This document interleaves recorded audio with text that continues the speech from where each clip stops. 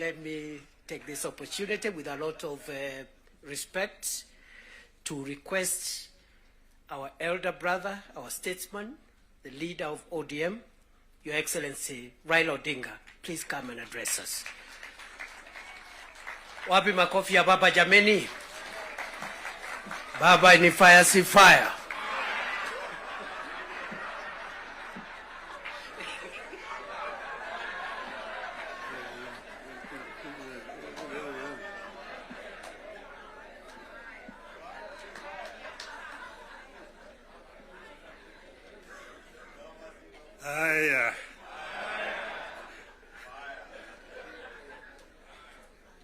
Mr. President, Deputy President, honorable members of Parliament, hamjambo. Hamjambo tena. Hey, I think I see almost a full house. Senators and members of the National Assembly. Thank you very much. I'm very happy to be here this morning to see you. I want to say that I'm charged, but I'm not scared.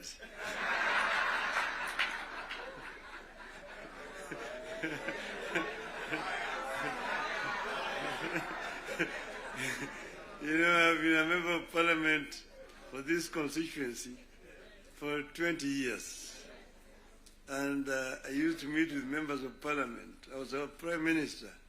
And every Wednesday was a Prime Minister's question time in Parliament. I used to be harassed a lot by members of Parliament. And that's why I'm not scared. But let me begin to say that none of us thought a day would come when protagonists just a year ago would get together to chart a joint way forward for this country. How did we find ourselves together, and why are we here today? One, in life of a nation, there comes a time when danger knocks on the door. It happened in the US during the Civil War that threatened to dismember the USA as we know it today. There's a region today referred to as former Yugoslavia. Yugoslavia existed as a country between 1918 and 1992. Then it fell apart into several countries, including Croatia, Montenegro, Serbia, Slovenia, Bosnia, and Macedonia. The former president of Yugoslavia, the late General Joseph Broz Tito, used to say jokingly that I am the glue that is holding this fragile nation called Yugoslavia together. And if I depart, it may disintegrate in several small nations. And true to his prophecy, this happened today. There's no Yugoslavia.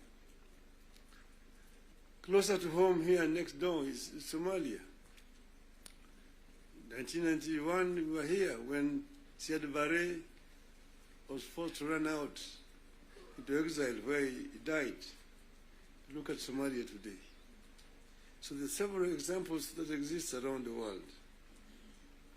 As leaders, we are supposed to scan the horizon, spot the danger, and act to subvert that danger. In 2024, that last year, we understood that the dark clouds that were gathering over Kenya could have been exciting, but they could also mark the end of Kenya. We decided that it is better to have an imperfect country that is struggling to mend its ways than to have a collapsed one.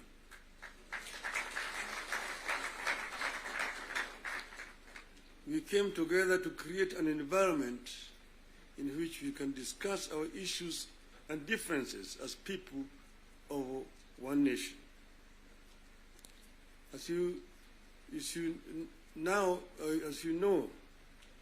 and as you know here, There are countries that cannot discuss their issues at home. In my life, I've attended many meetings in London, Paris, Istanbul, Washington, name it, where African leaders are ferried to foreign capitals from their own collapsing countries to discuss issues they cannot discuss at home. We go together to spare Kenyan that shame.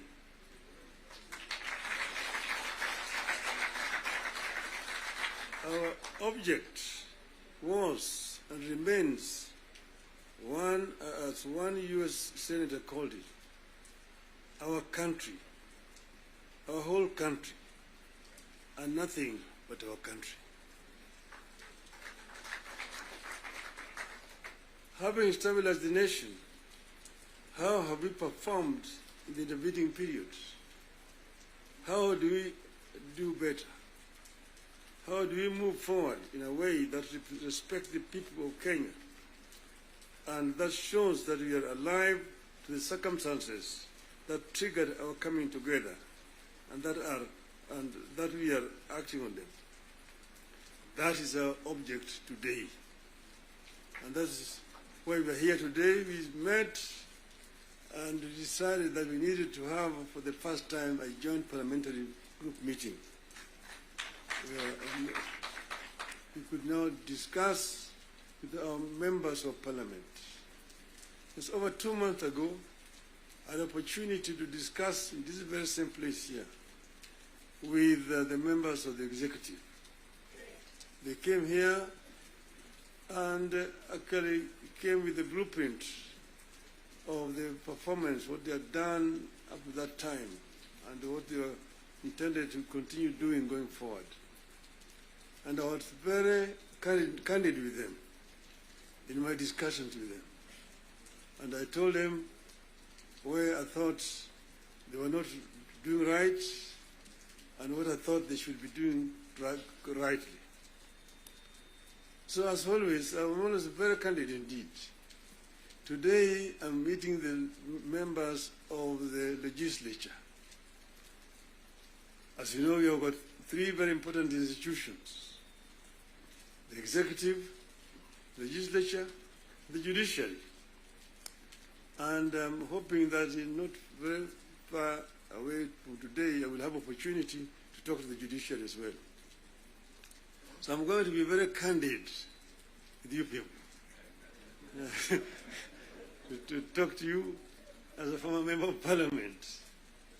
Yes, the leader, Gimani Chungwa, referred to the constitution and told me the issues like NDF and and Senate oversight in the counties is in the constitution. I want him to cite to me the section of that constitution that he's referring to.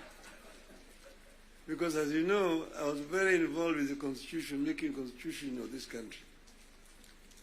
And at another time, I would want to bring Professor Yashpal Gai, who was the leader of that constitution making.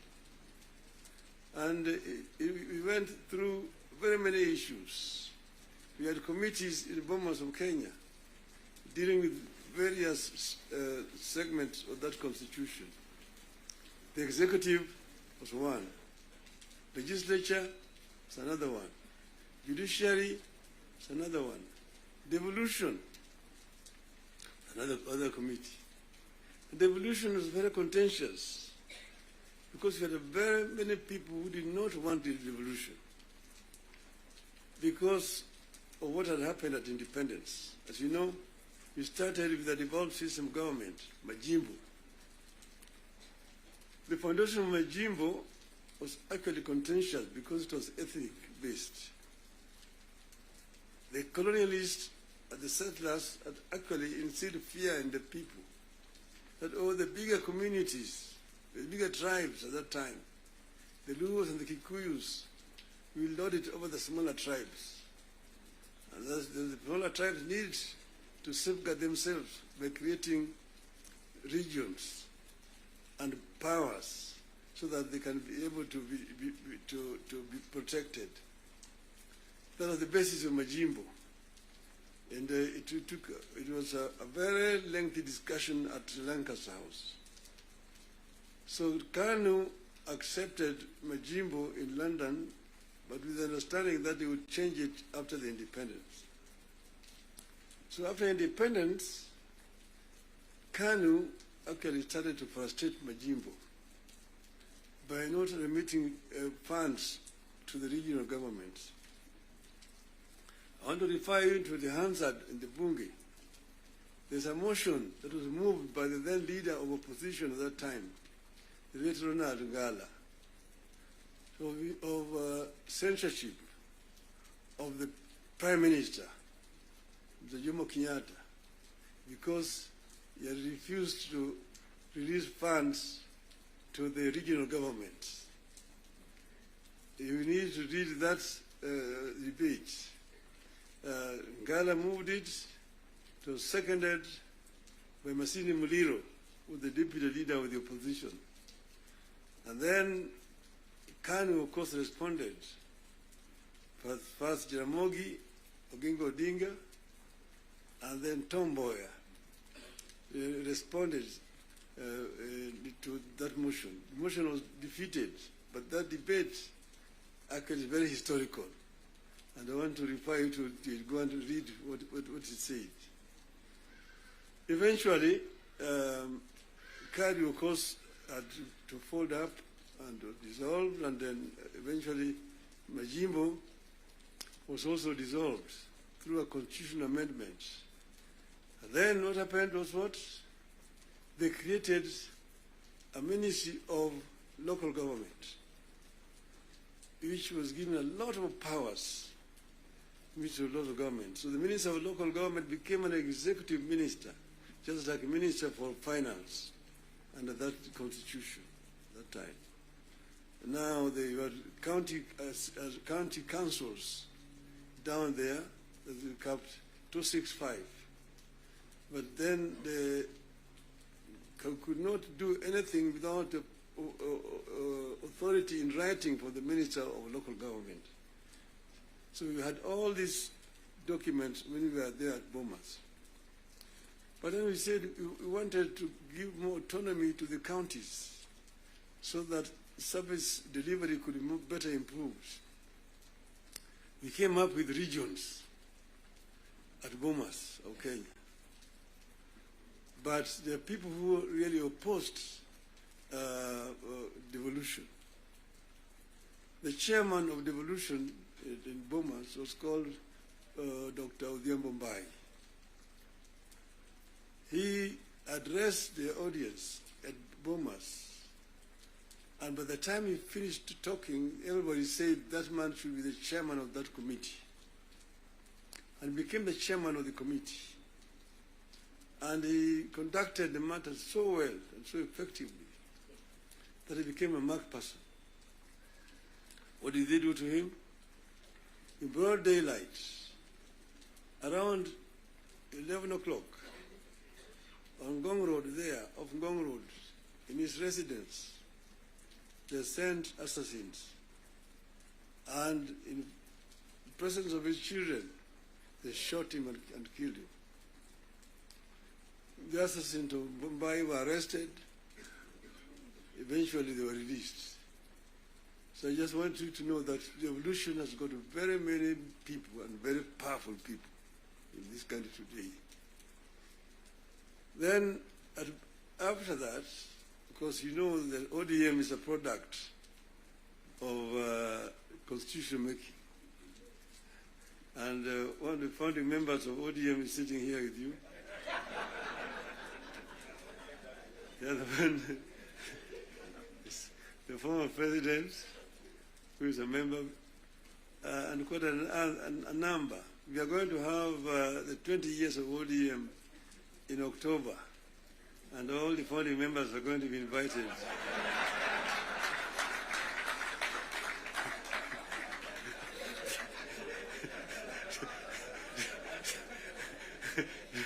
To come and attend. Now, you see, we said that we want, we give clear, responsibilities. The executive, the legislature, and the judiciary. And the legislature is supposed to make laws that the executive uses to run the country. And the judiciary is then there to ensure that in implementation of these laws, the executive is not overreaching or violating the law of the Constitution. But then, so the work of Parliament is representation, legislation, and oversight. Very clear, it's written there in the Constitution. Parliament is not supposed to be implementing. Parliament is supposed to be oversighting. It's not oversighting. And secondly, there is only two levels of devolution. There's, national and one level, county. Constituency is not an element of devolution. Devolution remains at the county. Down there, the constituency, the county government does implementation of the projects. I'm saying, correct.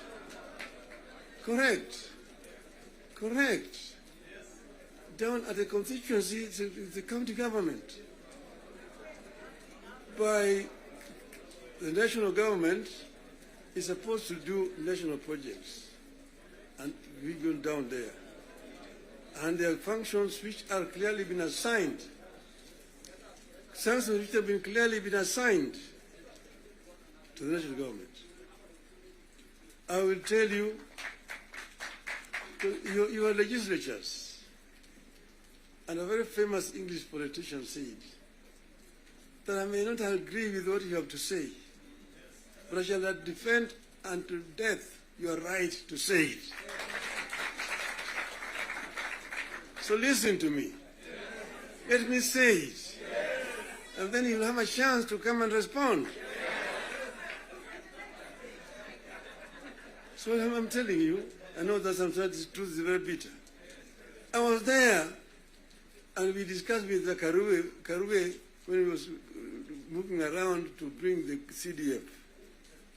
The CDF was brought because of circumstances that were prevailing at that time. In those days, with a centralized system of government, there was very little resources which are going down to the counties. And that's the reason why the Harambee became the major ways of mobilizing resources. Sometimes you find nearly 100 cards in your desk for Harambees here and there. Whenever the president moved around, you'll go around to counties, to the districts. And then we'll be addressing people. People will come up to tell them their problems. Mtukufu Rais, hapa kwetu barabara ni mbaya sana, haipitiki. Mvua ikinyesha kuna matope, barabara haipitiki. Mtukufu Rais, hapa kwetu shule yetu hapa, juzi mvua ilinyesha na upepo kaja katoa paa. Watoto sasa wanasoma chini ya mti hapa. Mtukufu Rais, hapa kwetu hakuna maji. Mtukufu Rais, hatuna stima na kadhalika. When he stands to respond, to say, nyinyi mnasema barabara ni mbaya, mnasema hospitali hakuna dawa, mnasema upepo imechukua paa ya nyumba. Ujumbe wenu anafanya nini? Yeye anapiga tu kelele kule kwa bunge. Anapiga tu kelele kwa bunge, hajali mambo ya maendeleo kwake. Kwa hiyo mimi nitatumia mtu kuja kufanya harambee. Lakini leo mimi nitatoa pesa ya kujenga hiyo shule. Ambayo kujenga hiyo nyumba. Nitatoa pesa na kadhalika. That was the end of it. So the MP was the one who was being blamed for the failure of the national government to do certain things in their constituency. And that's the reason why we came up with the idea of CDF. That was that time. Exactly that was that time. But then the constituency now falls under the devolved government, which is being led by the governors. So constituency is not a devolved unit. And members of parliament themselves should not be involved in development because they're supposed to be oversighting. They're supposed to be oversighting. If you have yourself being involved in construction of roads, building of schools, hospitals, who is going to oversight you? Who is oversighting you? So, Mr. President, I hold very clearly that these MPs know that they should not have any business in trying to implement projects in their constituency. Implementation of projects should be left to the county government. Secondly, the oversight, the national parliament oversight the national government, whether it is the National Assembly or the Senate. Oversighting of governors, the responsibility of MCAs, members of the county assembly, not the senators. It's not the responsibility of the Senate to oversight. Senate wasting time of governors to come and answer questions about roads in the counties. And thirdly, the issue of extortion. The issues of extortion. The issues of extortion. Majority Leader, you talked of, you did not talk of extortion, you talked of lobbying. Lobbying is okay. In the US, you've got lobby firms which have formed to lobby the members of the Congress. They come to lobby, they're known, they're officially registered as lobbyists. They come to lobby the members of parliament. But lobbying is a different thing from extortion. From extortion. That you have a member, every committee has got a member who is how do you call him? Welfare. Welfare Bungi is giving a very, very image of parliament. That members of parliament should not be soliciting funds from because you see, listen to me. You know, the environment that we are creating here in this country is very, very hostile to investments. Foreign investors who come to the country bring their resources in the country to invest it here. And when they bring their resources, when they find there's too much bureaucracy and there's too much extortion, they run away. Private capital is risk shy. Risk shy. And when, for example, somebody has come with his resources to start a project, and then you find somebody beginning to make noise that, oh, this project has not been approved. This project has not been approved. Or this project is being corruptly implemented. To run away. To run away. And delaying of the projects. And you find a situation where members of parliament inviting parastatals and so on, and even purporting to be cancelling projects that have been signed. That is the work of the executive, not the work of the legislature. So legislature should not be competing with the executive in terms of implementation of projects. Allow the executive to implement and just correct them when they go wrong. That's if the country will develop.